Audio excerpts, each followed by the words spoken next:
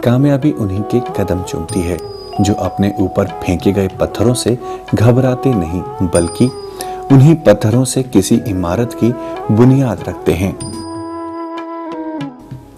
इज्जत उन्हीं को हासिल होती है जो घोर अंधकार में बिजली कौंधने का इंतजार नहीं करते, बल्कि खुद शमा जलाकर दूसरों को राह दिखाते हैं। ये दास्तां एक ऐसी ही जांबाज महिला की है जिसने अपने ऊपर आई मुसीबतों से हार नहीं मानी, बल्कि उनसे सबक लेकर संकल्प लिया कि वे अन्य महिलाओं को उस नर्क में जाने से रोकेगी जिस नर्क से उसे गुजरना पड़ा।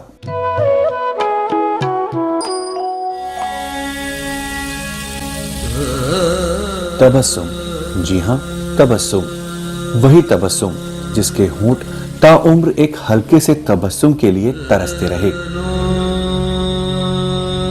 अलीगढ़ की एक मलिन बस्ती में रहने वाली तबस्सुम उसी रूढ़िवादी समाज का एक हिस्सा है जहां औरत को आज भी पांव की जूती से ज्यादा कुछ नहीं समझा जाता।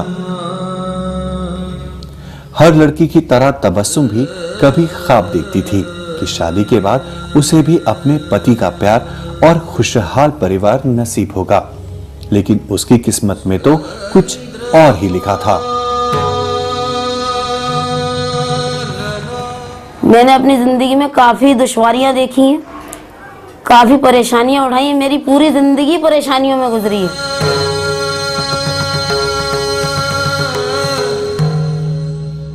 मात्र 14 वर्ष की उम्र में शादी होने के बाद कोई खुशी नसीब होना तो दूर की बात है, उस पर ऐसी यातनाओं का सिलसिला शुरू हो गया जिसने उसकी जिंदगी को नर्क बना दिया। और इसी नर्क में उसने 16 बरस का लंबा समय कैसे बिताया, यह सिर्फ वही जानती है। मेरी शादी होकर आई थी तो मुझे ये पता नहीं था कि वो छोटी उम्र में शादी हो गई थी। मैं बहुत गरीब परिवार से थी। ये समझ लीजिए कि वो मार पीट, लड़ाई झगड़े, ये सब चीजें एक आम बात थी और रोज का था। एक बार मेरे ऊपर मिट्टी का तेल डाल दिया सर आग लगाने के लिए, तो मोहल्ले वालों ने आके बचाया। आखिरकार उसने इस नर्क से निकलने का फैसला किया। तबस्सुम के पति ने उसे कुछ और दिया हो या नहीं, लेकिन 6 बच्चे अवश्य दिए हैं। इन बच्चों के पालन पोषण का बोझ भी वह अपने सिर पर लेकर पति से अलग हो गई।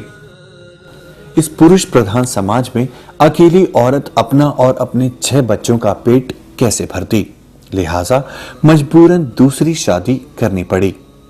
पर सुख का साया उसे फिर भी नसीब नहीं हुआ। जो है मैंने दूसरी शादी करी। अच्छा, उनकी भी 2 फैमिलियां हैं, एक हम और एक और हैं, तो इसलिए ज्यादातर जिम्मेदारियां जो भी हैं घर की वो मेरे ही ऊपर ज्यादा हैं।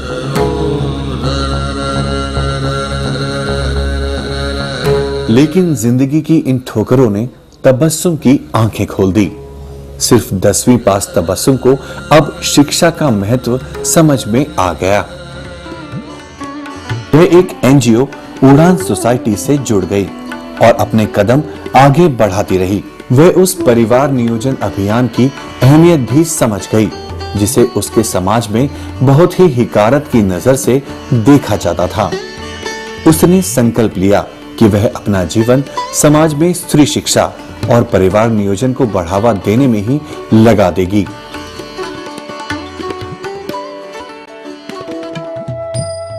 तो मुझे मालूम है कि ज्यादा बच्चे होने से क्या क्या दुश्वारियां आती हैं, इसलिए मैंने सोचा कि क्यों ना कोई ऐसे काम से जुड़ा जाए जो परेशानियां मैंने उठाई हैं, मैंने झेली हैं और जो मैं आज भी झेल रही हूँ, वो और लोग ना झेलें।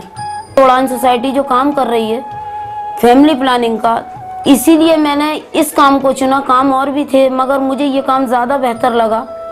आज मैं अपने बच्चों को घर में जैसा भी होता है पढ़ाना लिखाना करती हूँ। अगर कम होते तो मैं उन्हें स्कूल भेज सकती थी।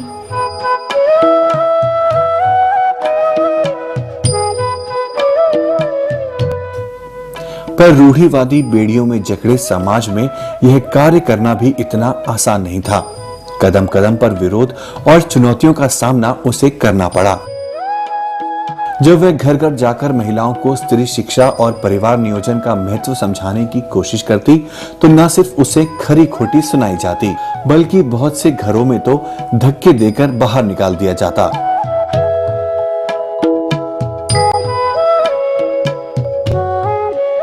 तो लोग जो है पहले घरों में नहीं घुसने दिया करते थे, धक्के दे दिया करते थे, गालियां बकते थे, जेंट्स भी गालियां बकते थे, मगर हमने जो है जाना आना नहीं छोड़ा। लोग ज्यादातर यही कहते थे पहले कि साहब ये तो औरतें बेशर्म हैं, गंदी बातें करती हैं, जो बातें पर्दे की होती हैं वो ये औरतें खुल के बताती हैं, खोल के बात करती हैं कि मतलब परिवार नियोजन का क्या मतलब है कि साहब इन्हें तो कोई काम है नहीं, 50 रुपए में इन्हें छोड़ दिया, 50-50 रुपए दे के इन्हें छोड़ दिया, इन्हें कोई काम है नहीं, तो ऐसे ही आ जाती हैं हमारी औरतों को भड़काने के लिए।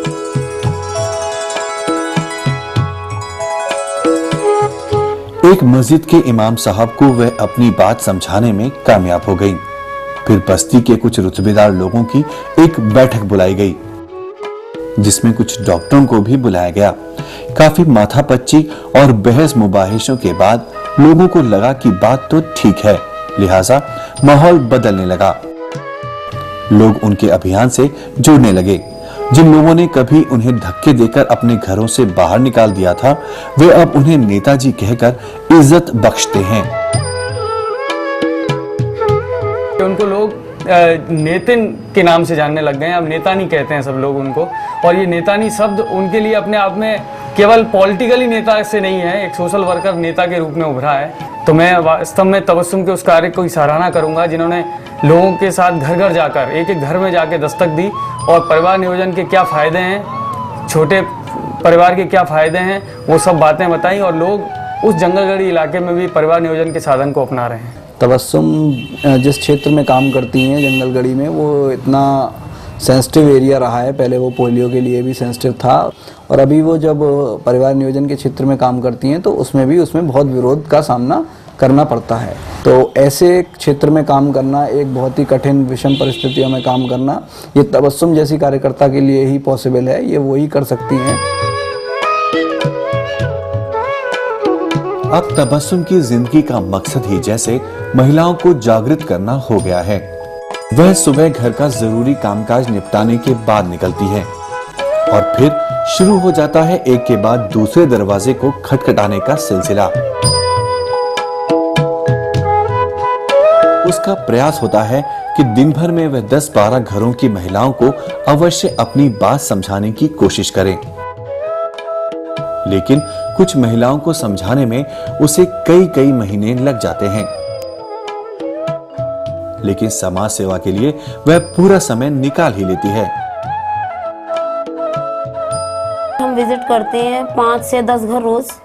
पुरुष प्रधान समाज के पुरुषों की ज्यादा चलती है। अगर औरत की खुद की भी अगर इच्छा है, मान लीजिए कि वो कमजोर है मगर उसका शौहर जो है वो नहीं चाहता कोई ऐसी सुविधा लेना या दिलवाना, सास नहीं चाहती, सास चाहती है कि भाई जो भी है अभी बच्चे और हों,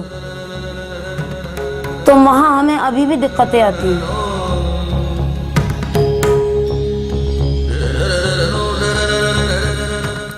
जिंदगी भर मुसीबतें झेलने की वजह से भले ही हर समय संजीदा रहना तबस्सुम का स्वभाव हो गया है, पर कई बार यह सोचकर तबस्सुम के होंठों पर हल्का सा तबस्सुम अवश्य आ जाता है कि उनका अभियान शायद बहुत सी महिलाओं को उस नारकीय जिंदगी से बचा ले जिससे खुद उन्हें गुजरना पड़ा है।